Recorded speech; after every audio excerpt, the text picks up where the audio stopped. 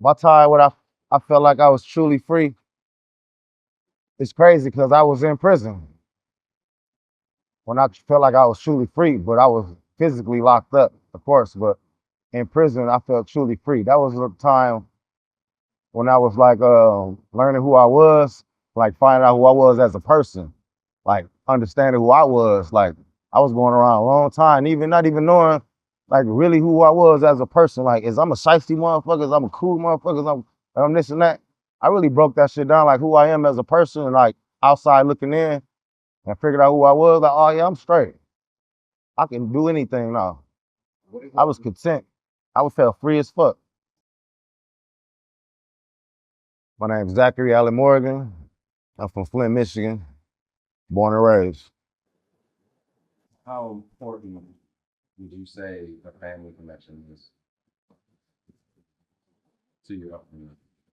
To my upbringing, super important. It's like the foundation to everything. Family, you know what I mean?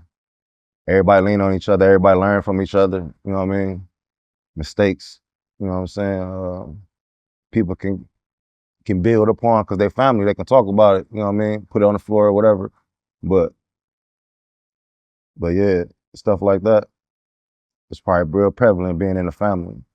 Learning like discipline and stuff like that, you know what I mean? Christian-based family too, so that's like religion. So they learn a lot of stuff about thou shalt not kill, steal. That come from just being with the family, you know what I mean? Don't steal from your brother or your cousin, your uncle, you know what I mean? Treat everybody with respect type of stuff, you know what I mean? That type of ordeal. So you had some several disciplinary uncles in your family. Yes, sir. My mom got like three brothers, got their own personality, but all of them taught me a lot of different things, you know what I mean? There's all like father figures, you know what I mean? What are some of the things that they taught you? About respect, you know what I mean? How to be humble, how to have manners, stuff like that. How to treat women, how to communicate uh, intelligently. You know what I mean to other people. You know what I mean. How to show respect, basically. You know what I mean. How to just be a man. You know what I mean. How to grow up and be a solid person. You know what I mean. Can you recall any specific situation where you had an uncle pull you to the side and be like, "Yo, like learn the lesson"? Yeah. When I got locked up, I had a conversation with my uncle because he been locked up before, so he already been through some of those things. He was just trying to explain to me about the situation that I'm in. You know what I mean. And what can be the possibilities. Almost like breaking the ice before, you know what I mean? Like, boy, you about to go to prison or, you know what I mean? Like, this what it is. This the process. Like as a teenager growing up, you were, learning who you were as a person or trying to figure yourself out. What were some of the different things that you tried or did that you never did? When I was younger, Just growing up. And that helped you learn how to see that's the thing. I learned that in prison. I ain't learned that. I learned that in prison, man. Like the environment in prison was kind of hectic, you know what I'm saying? But there was individuals in there that already had mastered, I say, the system or whatever. So they already know how to do their time. So they kind of brought me in and kind of molded me like, this is how you do your time, this and that. And that led from how to do other stuff, you know what I'm saying? Stuff, knowledge they have. They older people, you know what I'm saying? Guys that got a natural life, they ain't gonna ever go home, but they got a lot of knowledge. I just surrounded myself with a lot of people like that and kind of like grew up in there by learning and listening to them and reading, you know what I'm saying, books and stuff like that about the world, you know what I mean? Religion. And then of course, when I found my core group of individuals, like, you one of them. When I found that core group of individuals in prison that was like my group, then that's when I started flourishing as in who I was as a person because these individuals I had around me, I knew for sure that they liked me for who I was. You know what I mean? And not the outside motherfuckers want to be around me just because I got some food on the yard, or I can hoop, or I can work out good, or I'm from Flint. You know what I'm saying? All these motherfuckers, they like you. We ain't never met each other before. We met each other in prison. I ain't never met you before in my life. Pavilion playing Dungeons and You know what Dragons. I'm saying? That's crazy. Our whole little core group, everybody, we made our own group in prison. You know what I'm saying? So that right there was real key on learning how to be who I was as a man or grow up in there, basically. Because I was 19. I came on, I was 37, I think. So I spent 17 years in there. So I did you know what I'm saying? I learned a lot in there. But yeah, environment wise, surrounding myself by individuals that's wise, smart. You know what I'm saying? Even the shiesty, dirty people I learned from. You know what I mean? Groups of individuals. So it was both ways. So when I was talking about enlightening as a person, I know who I was. When the foundations of going through that process was something my godfather told me. He taught me and told me like a man should have three individuals, three other men in their life. You know what I'm saying? One as a peer you see eye to eye with, you know what I mean?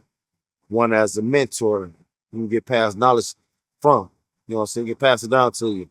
And then one as like a student or apprentice that you can pass knowledge down to. So that's three individuals, men. One you see eye to eye, one you can look up to, and one you can pass knowledge down to. Keep them three men in your life, you will be a solid individual. You know what I mean? You'll be a solid, you'll come off good. You won't have too many, you know what I mean, too many mistakes going on because you've been you've been you've been like intertwined in like a how you say like a communication of respect and you know what I mean of knowledge of how to be a man with three individuals. You know what I'm saying? It's like a rotation. You know what I mean? Like the peer, you know what I mean? The one you see eye to eye with, you bounce ideas off each other all the time. You know what I'm saying? Like my mentor, I go to him for wisdom, you know what I'm saying? Stuff to learn from. And then when I get around my apprentice, I pass down all those things I learned from them. Or with my peer we saw eye to eye with and pass it down to him. And then when he get older and he started to do the same thing, he do it too. I'll be the one, like I am, the wisdom that he getting it from me. He find him a peer, his brother or his little cousin. Then he find a little you know what I'm saying, little nephew or something. You know what I mean? It's like a cycle. You were raised by your mother? no, I was raised by a family. A lot of people. My mom was just you know what I'm saying, was there all the time, but I was raised by like a core group of uh Christian based type of family. You know what I'm saying? Like a hierarchy with the grandfather type of ordeal. All the way down to the uncles, aunties, you know what I mean, cousins, you know what I'm saying, brothers and sisters. But I was raised by a family. We can pass them down. Get a brother, Yep. a little boy. Yep. And daughter just before you got locked up. Yep. You don't mind. What did that look like? Oh man. I don't know. It's almost like it could be looked at as a gift and a curse because for one, I was young when I had my daughter, so I ain't really want to. I ain't gonna lie to you, I wasn't ready. You know what I mean? So me getting locked up, kind of like it gave me an exit out that. I ain't want it, but it was just what it was. So that was like the the curse in itself. But the gift is like my daughter wasn't left without people. Like I said about my family, she had individuals in her life that'll keep her up. And and also the gift too is that I'm young too, so I gotta learn for myself so I can be a father to her. You know what I mean? So we had time to, you know what I'm saying, before we got back together where we can be on point. You know what I mean? Probably me and my daughter, a real core relationship started not when I was free because she ain't, you know what I'm saying, she was a baby. But when I was locked up, we started a relationship as she got older. You know what I mean? And I was there for 7, so we started a relationship 17 years in prison. That's how we started our relationship, basically. Now I came home, we've been on for 5 years. We started a new relationship because I'm free now. I'm not locked up no more. You know what I'm saying? So it was kind of rocky at first, but it really turned out kind of seamless because my daughter really just like me. So like really, like so I know things she going through. I know how I understand her a lot more, you know what I'm saying, than any other probably person right would. How does that make you feel, you know, in that? There's like another little dude that, That, for me, that's is really like one of most. And how's it inspired? For me, I don't want to talk about religion, but whatever that is powerful. For something to be passed down to a whole nother person that's all the kind of traits of you. Like people think about that, don't even understand. Like that's really something. That's like a duplicate. You just made a duplicate of yourself. You know what I mean? That's really something. You know what I mean? Like it's really powerful. I can see my daughter really built like me. You know what I mean? Look like me. Speak, you know what I'm saying? Act like me. Even though we was apart from each other. By me being in prison, she still was acting like me out here. So I know it ain't nothing about her seeing me and mimicking me. No, it was already, you know what I mean? It was in her. Yeah, prison was enlightening like a lot for me. I probably wouldn't even be who I am right now if I ain't go to prison. That For real. I like who I am. You know what I'm saying? You know what I'm saying? I'm straight. I'll probably do it again. If if it took me to be right here, if it took me to be right here at this moment, I'd do it again. You know what I'm saying? Like fuck, I gotta do 17 real quick, but I'm gonna be right here though. You know what I'm saying? what's one of the difficult things that you had to change about yourself to get where you're at now? Being a follower, I had to change that. You know what I mean? I couldn't be like that no more. I knew I was a leader, so I had to switch over from that. So I had to just be how you say what's the word? I had to be content with myself. I had to be like have courage in myself to like walk up to people and be like, shit, no, we gonna do this. I got the better idea, or this sounds smarter. And when I started doing that and you know what I'm saying, gradually people started, oh yeah, you right. So after that momentum started, I'm there writing every conversation like, yeah, yeah, we need to be doing this. So I, you know what I'm saying?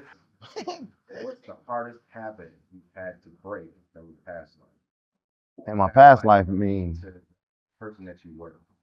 Or so you talking about before for a prison or before before you say I would say you to a better person. yeah. Almost like not like a Super Saiyan mode type. Before I was Super Saiyan, or I was regular Saiyan.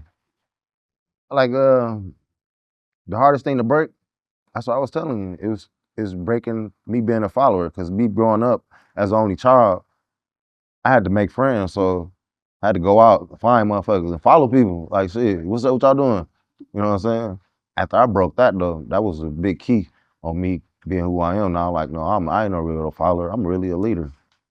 So let me jump up out them shoes and jump in these shoes. That was a hard thing to you know what I'm saying, to transfer to, you know what I mean, transfer over to, especially in prison. Cause motherfuckers like, man, who's this nigga? You know what I'm saying? Or who, you know what I'm saying? Who is him saying, oh, we need to do this, or this dumb, or this look good, or you know what I mean? Like once people start agreeing to things out, you know what I'm saying, put out there or say, I knew like, oh yeah, I ain't no follower, I'm a leader. So that's basically right around that time. What's something that you remember happening before your incarceration and that happened almost the same way Oh, almost after the your same incarceration, way. despite there being such a big time gap? It gotta be man, I wanna say going out, man, because I was going out before I got locked up. So I came home and still was going out. Some of them places I'd have been in before. So it's like, dang, I was in here when I was 17, 18. Now I'm in here at 42, 39, 30, you know what I mean? Like, and I just missed the whole era. So that's kind of like the same for me. It's kind of like weird. Like I was just in here, but I was younger. You know what I mean? Like I couldn't even buy a drink. You know what I'm saying? But now it's different. But that probably be like the main thing. But also going back home too, like in my neighborhood, that was a big thing too, because my house ain't there no more. But I felt like it was. Like I could see it there. So when I came home, I was like, dang. I used to walk around here when I was 19, 20, right in this corner. This is my house. It ain't even here no more, but I can see it. Okay, I can almost feel it. But it ain't there no more. But that's like one of the things too, going back to my old neighborhood. That's like the same. Uh, What's something that you do that might surprise you? I can draw like a motherfucker. People don't know I can draw. We say what? My bad. I can draw I can draw real good. Like anything. Like I can draw you and what you thinking. You know what I'm saying? Like I'm that good. Like I got a real talent. Like people just talk to me. They don't even know I can really. Okay. What are some pieces that you've made that would speak to your creativity? Oh man, I got a couple pieces, man. Mostly, basically all my characters I done created out of my mind, like Ill Will. You know what I mean? And also another piece I created too. It's like a more religious piece. I had painted right before I got locked up. I mean, right before I came home. So those two pieces for sure. But a lot of mine just sketches of stuff out of my mind for sure. Is real, is top tier type stuff. Like, cause it's all come out of nothing. Stuff I created, I just put it on paper. I just put what I was thinking in my mind, showed you what I was talking about. That's crazy. You know what I mean? Like that concept of taking what's in here, it's intangible, that's nothing, no physical substance of nothing, but I can just physically put it out and show you, like, no, I'm talking about this right here. This is what I'm looking at. This is what I see and hear. That right there, that's straight. How has art shaped you, Man, and where did you get introduced to it? art different. So it really break down to, I ain't gonna lie to you. A lot of people don't know, but it really break down to color and the composure of the picture. You know what I mean? Like people don't know, like some things that gravitate towards your eye, the paint could be painted that way to make you look that way, to make you look up. You know what I mean? I don't know how to explain it. It's like the composure or the composition of the piece. And then also the colors. People don't know the colors is a thing too. Like color theory is a big thing. Like that right there taps into people's like brain system on colors. Like red means stop, no, bad. Green, go. You know what I mean? Or yellow, all right. You know what I mean? That type of blue, feel good. You know what I mean? Like those things right there is a big aspect of paintings and art like that. People don't even know that. It can create emotions inside you that you don't even understand. You be like, oh, this look good to you. Like this might be your favorite color. You don't even notice that them colors in there like purple. So you see a purple picture, somebody be like, man, that picture's so hard. But somebody else probably don't like it because that ain't their favorite color. But that purple pop out to them. So they be like, man, this picture look good. But some people see stuff like pictures with red in it and stuff like that, or harm. Like you can probably paint two pictures, the same stuff inside of it, and probably overlay it with the different colors. It give you two feelings. It be two people on a picture in a room somewhere. They might be talking, just randomly talking with their hands like this. You paint that picture already, it look like they're arguing. But you paint that picture like blue or yellow or something, it look like they just having a good conversation. That type of thing. Does that make sense? What color would you use to describe your time in prison? Color? You know, you're a big color guy. I say gray. Because gray is like a mixture, multitude of all colors. Black ain't. Black is the absence of colors. You know what I mean? So I'll say gray, because it ain't everything ain't black and white in there. It's a gray area everywhere. You just gotta read between the lines. So I say gray. And that's crazy because the officers wear black and gray, but I say gray. For sure, gray. I describe prison as gray. I shape prison into like a substance of like chaos, but surrounded by something that's controlling it, like control chaos. You know what I mean? Like almost like almost like a spear of some molten lava just erupting. Then you got to feel it as something that just keep it together. You know what I mean? For some odd reason, it stay together. That's how I describe it. Do you have anything in the works? Do you have any art pieces in the works or things that you were working on bringing to the scene? Most definitely, I have a couple things. Um, I had this one little great idea for my me as an artist myself, like my name, not the company, you know what I mean, but my name as an artist, like no, I get some recognition, like he a good artist. His name be up there, huh? What name is that? I just want to say my name would probably be. I never even thought about what my name would be, but I always written my name as ZAC TV8 for some reason. It's Activate all of my pictures, but I never even thought about that to be my tag name. I just liked to write it like that. Activate. Yeah, it's Activate. Whatever's going on, whoever around, no, you the one need to activate. You the one need to go to the next level. You need the one to be better than us. You need the one to get the money. You need to be the one to you know what I'm saying, to accomplish your goals. Not the people around you. You need to be better than the people around you. And that's just a selfish thing to be for yourself, to make yourself better. But you ain't gotta tell nobody about it. But that's just something for your own ego, to boost yourself up. How influential has that been on you? Great. Because more than likely, you know what I'm saying, whatever I'm imposing, or whatever I'm trying to do, or whatever I'm trying to push on, it's cool, something cool, it's something nice. People want to do it anyway. I'm thinking outside the box, you know what I mean? You know what I'm saying? I do stuff people ain't even thought about doing, you know what I mean? So that right there alone gravitate towards ideas I got going on, you know what I mean? Like for instance, as an artist, I want to create a name for myself and I want to make a big impact, something different, outside the box. Like you got that little box, over in Flint, the little memorabilia, little Yeah. rock, the rock. Yeah, big rock. I got ideas for that rock to stand out. You know what I mean? Yeah, more than ever been in life, and anybody ever did nothing like this to this rock. And I'm about to do it to it. Not to be like, you know what I'm saying? No Diddy. No, no Diddy. But yeah, I'm gonna make something great out that rock, and that's gonna probably put my name out there as an artist. But on the other end, as a entrepreneur and a business owner, Harvest House, you know what I'm saying, Activate Media, those are all things I'm gonna facilitate towards on the graphic design aspect, drawing and stuff like that, you know what I mean, painting or anything that got to do with logos, words, you know what I'm saying, even designing things. You want to design a couch or something, I help you do that. Anything that got something to do with drawing, period, I'm gonna facilitate. What's one thing you wish people understood about life after incarceration?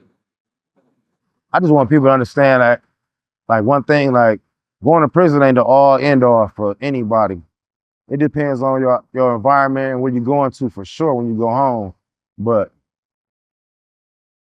you can go home and be something, you know what I'm saying, this lifetime. You just gotta put yourself in the right predicament. So people that think like going to prison, you'll ruin your life, you might enlighten your life. You might be a better person. You might go in there and come out and be better for the world just because you went to prison. So people don't understand that. Can go both ways. It ain't always negative. Situations ain't always evil. It's both. It's a balance though. It's, you know what I'm saying? So it can go both ways. Going to prison can be good for you and also be detrimental for you. So I'd be like, anybody that thinks just prison is always negative and positive, yeah. I mean, it's just all negative. Yeah, it's all negative. But also it's these things too. Like I went and got my degree in prison. Guys was out here my age wasn't doing nothing. Which one is that? Which one did you get? I got my general studies degree at Jackson College.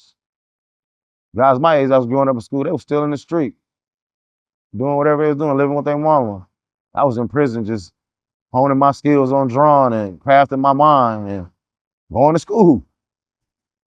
So that's crazy. Like it's almost like prison was like a military camp. Like I just went away for like you know what I mean?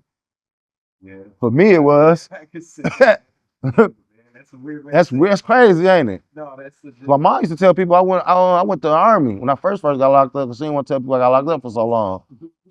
She was telling people like, yeah, he gone, because people didn't know. Who's Zach at? People ain't know. Zach was through. Zach was on a spiritual enlightenment walking away on a journey. He went on a journey for 17 years. You feel me? Real shit. How do you think movies and TV shows get it wrong about prison life? They get that gay shit wrong. They get that homosexual shit wrong. It ain't like that in there. If it was, it wasn't like that when I was in there. Like how they be showing how what is that? No. My bad, bro. I'm being honest though, bro. I am, bro. They be pumping that shit up, bro. It don't be like that, bro. They be pumping that shit up, bro. It don't be like that, bro. the most challenging aspect of reintegrating into society? For me, it would have been choosing things. Like I had big anxiety on choosing something. Like, 'cause, you know, in prison we don't have too many options. You got a little piece of paper on a couple things. We're like blah blah blah blah. So when I go to like Walmart or to a menu at a restaurant, or even somebody asks me something too many things at once, like you want to do this, and that, I get anxiety. That was big for me when I first came home. So I used to go to Walmart late as hell, just walk around, just try to just suffer it till it went away. If my heart would be racing, I'd be looking at stuff, I'd be grabbing stuff. So, okay, how did you over that? How did you? It was just through time, just I really ain't really got over it, but through time of just going through that same motion and having anxiety, it just kind of just went away. Like I just like I really had these choices. Like it ain't that serious, man. Just grab something. You know what I mean? Like it just finally just gradually just went away. Sometimes it be there for some, you know what I'm saying, every once in a while, but it ain't as powerful as it was when I first came home. Like my heart would be racing. How has that changed the way you go about making purchases? Like, have you been able to, I guess you could say, like, at least just grab shit or like, I ain't gonna lie to you. I just buy stuff and you worry about it later. That's I get over my anxiety that way. Just grab it, take off. Like, what are some of the first steps that you took to establish yourself? going to get my driver's license. I need to drive. I need to be back driving like everybody else out here. I ain't drove in 17 years. I got that fast. I got that driver license fast. So doing all that stuff, getting my license and all that stuff, and going to get a job. I jumped back in society quick. Came home January. I was back in society within months. Like really catching up with everybody else. Bought my first house, first year home. Like I caught up fast. And what was your first job? 2 factory jobs. My first one was Android. It was a subcontracting company for my other job, which is General Motors. Those were my first 2 jobs I came home. So I quit the other one because I was full time at the other one. I couldn't work 2 full-time jobs for that long. How did you get through to GM and Android and GM both came through family members. One came from my dad's side of the family, which is his best friend. They gave me a link to do the website, you know what I'm saying, application, online application, and it went from there. And the second job, it was word of mouth, and I went there for application like when they be having them big everybody. It's like fairs? a fair, yeah, like a fair, yeah. For the second job, So you actually applied for both. yeah. Get you to come down to actually getting your foot in the door. I had no issues. Only thing issue I had was having anxiety speaking at the interview. You know what I mean? A physical interview for both jobs. That was the only things talking to somebody. But after that, it was smooth. What was your challenges that those jobs? First thing you to? Oh yeah, like I was saying, basically interview process, the physical, you know what I'm saying, one-on-one interview. Online was just basically type all my information in. And then the physical part, like some of them had like physical tests. That's probably kind of, you know what I mean, kind of got on my nerves. You know, you know what I mean, got me nervous a little bit. But other than that, everything was smooth. It was just a process. Answer the questions. They like the questions, they're gonna hire me. Basically. Did you ever felony record ever come into any time? Nope, they never asked me about it. Only on the online application. Only on the physical application. Never in the interview. They never asked me. I talked about it, I brought it up myself. I mentioned it myself. They didn't even care. How did you talk? How did you do that? I basically was brought it up as because I think when I came on that year, they had supposedly had stopped putting that question on the interview sheet. And I 19, 18. Yeah. So basically I just started a conversation like that. I was like, y'all asked about the felony. Um, I heard that they took it off the application. Some of the people knew about, some people didn't even know. And then some people said they didn't even care. And I just went from there to tell them like, yeah, I had just came home. I really need this job. Yeah, I'm still on parole. Like I need this job. You know what I mean? I just came home. They go from what you was locked up for. If they always ask me, uh, could I ask you what you got locked up for? You know what I mean? But and most of them, matter of fact, just to think about it, most of them had something to like they can what's the word I'm looking for? They gravitated towards it because they knew somebody that had some same situations. You know what I mean? So something in common. They felt like they had something in common. Felt like you already had heard. These people already felt like, but there was already a connection. Yeah, I feel like they've been in that interview before. People who have been felons, and they just was just the situation. They be hiring felons that got good criteria. You know what I mean? So it ain't no issue. And what is that good pressure? What is like, I say communication, like talking to somebody and like learning the rules about the chain of command. You know what I mean? Understanding like the workforce, the area. You know what I mean? Ain't no to be playing around. They looking for that type of stuff when they talking to people face to face. Somebody to be professional. how long have you been working at? It's been about 5 years, going about 5 years since I've been home. Yep. At first I was part time, struggling, you know what I'm saying? But I kept pressing on because I knew it was light at the end of the tunnel and there was opportunities at GM that I wanted. So I pressed on until I got where I wanted to be. Now I'm at where I'm at. And I ain't gonna lie to you, that was a big key thing for me coming home. You already know. We've been talking about like I got to get hired in this bit. I can't be playing. I got to get in here. I've been every day. I got to get in here.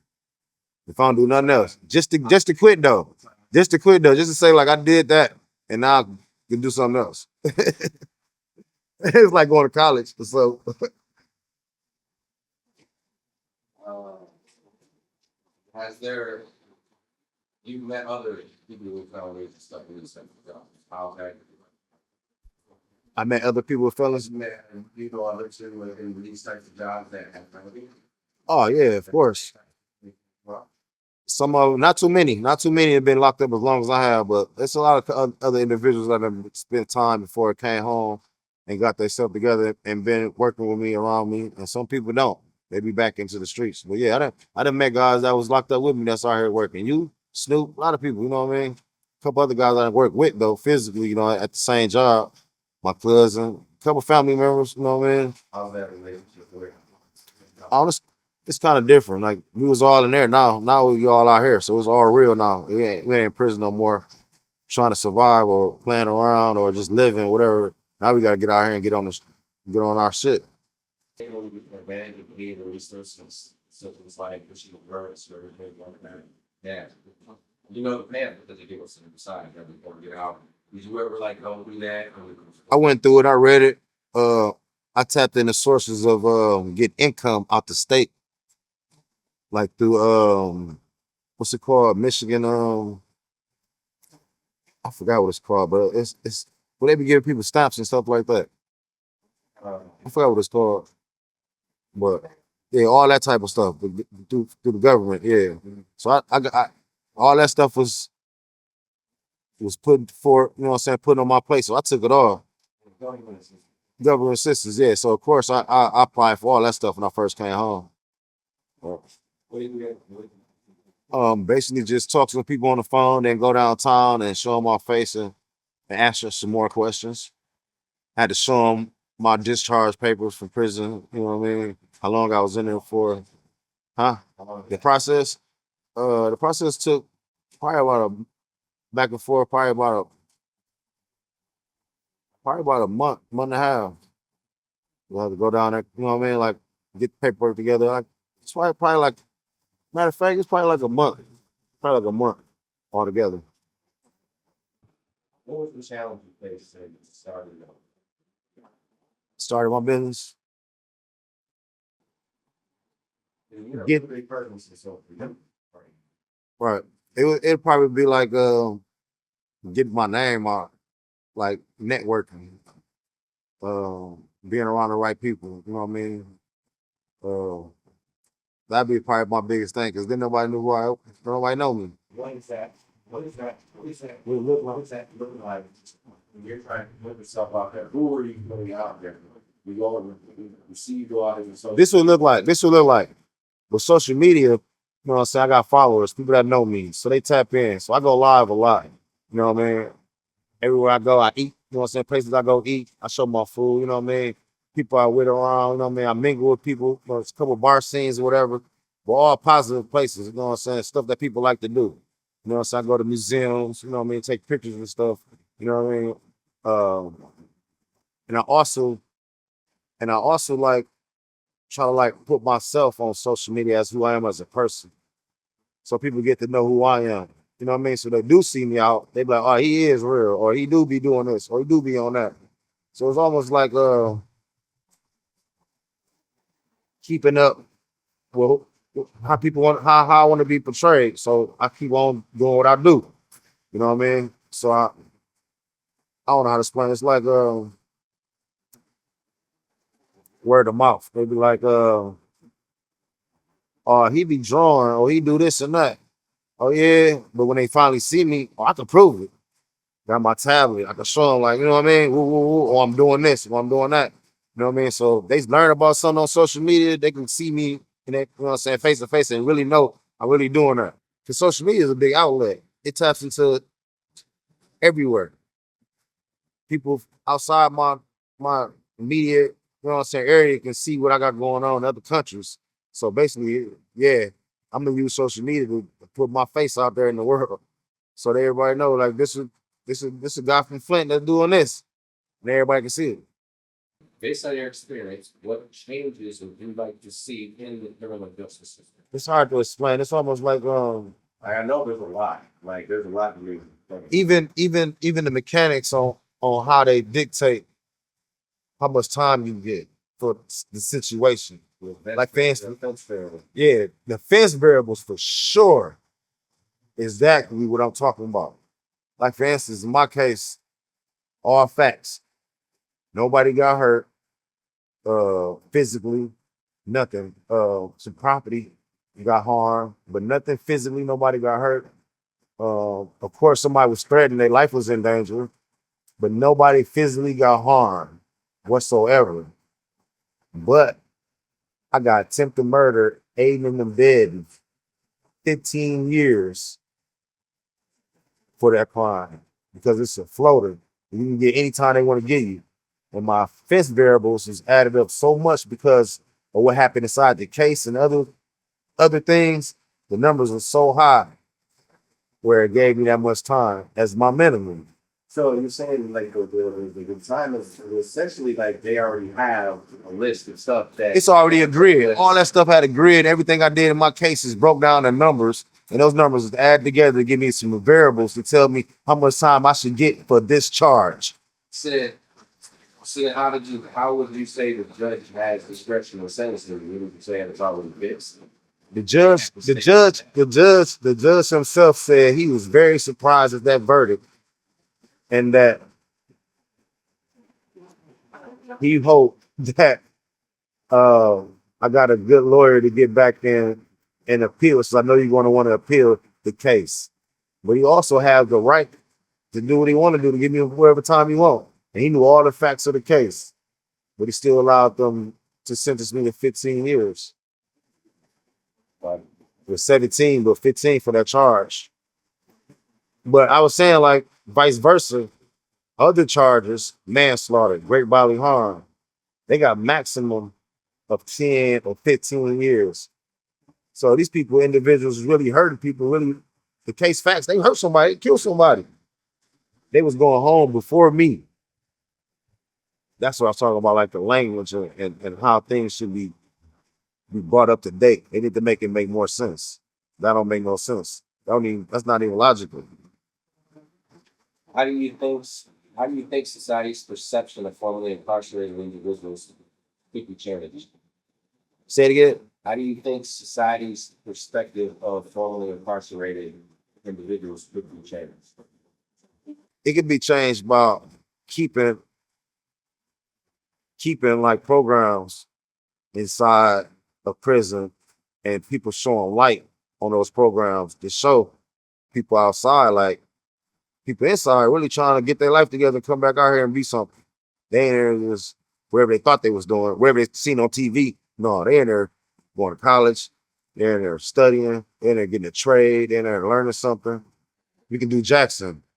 It's the college. Everybody went in college though, but it was certain few in college. And those certain few were 2 units, was like 400 each unit. Yeah, I think it was somewhere around. I think it's three. So it's almost like 700, 600 people going to college. There was like 1,700 people on the yard. So I remember I used to cook for like 17, 1,800 people.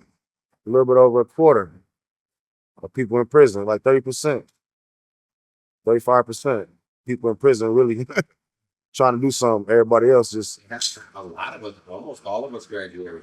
I mean, not to say that those people in college ain't, people that's not in college ain't trying to do something, because they are, you know what I'm saying, getting their mind together, religion for sure. A lot of people was big on religion in there. So it was, so I probably like 35%, 40% individuals in prison really trying to make a way for themselves when they go home. Yeah, that's just those people that got access to college.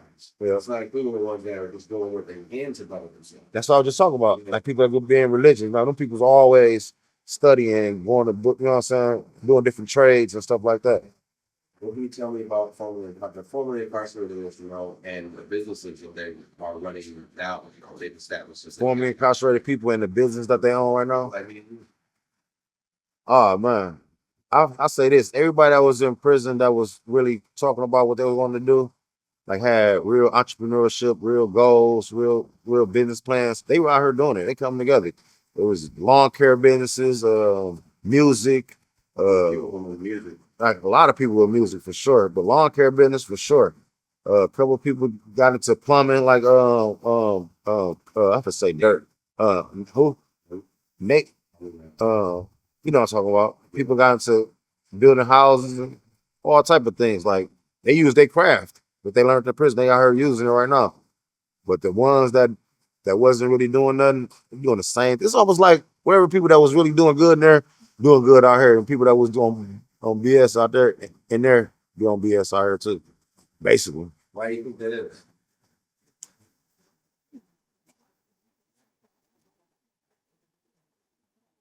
I think that should come from not understanding, not having nobody to teach them what they need to be doing. They're just out here living. It's like a gap, like a, you know how heirs learn from the other heir? It's like a gap. They ain't learn the last heir. You know what I mean? It was failed. You know what I mean? How to explain it? Like the elders didn't teach. Mm-hmm. They didn't have it. Right. Or they didn't have them. They wasn't around. You know what I mean? So it's like it's a missing spot right there. So they ain't get the tools to learn, you know what I mean? Efficiently, basically. What message of hope would you offer to someone just beginning their journey to coming out of prison, reintegration? I say it's a lot of hope out here. I say this world, especially United States, it's a free country. It's a lot of opportunities out here. You don't gotta go to school no more. Not to say not to go to school, but you can learn skills and be successful in life. You know what I mean? Or on the other hand, it's an error. It's a What are some what? That what? outside of state that we can learn outside of state? Oh, like trades, you know what I mean? Like electricians, you know what I mean? Plumbing and stuff like that. Or even working on the streets, like road work, you know what I mean? Paving and stuff like that. Lawn care, those type of things. Or even hair care. You know what I mean? I know a couple people that like to do hair. You know what I mean? Like there's other things to do instead of just going straight to school. If you were to only be able to have three things in your life, To keep, yeah, that are the best. for sure, be my mom.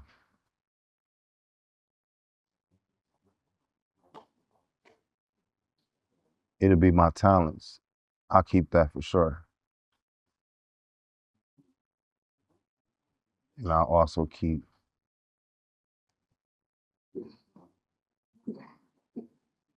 I just say family. I keep my family around. So my mom be added to that, so I don't gotta say that. I can take that away. I got one more. So I say my family, my talents, and I'll say, I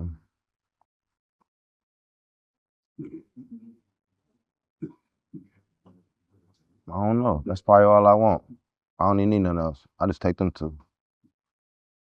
What would you leave off saying to the people that are watching this? And what do you hope they take away from it?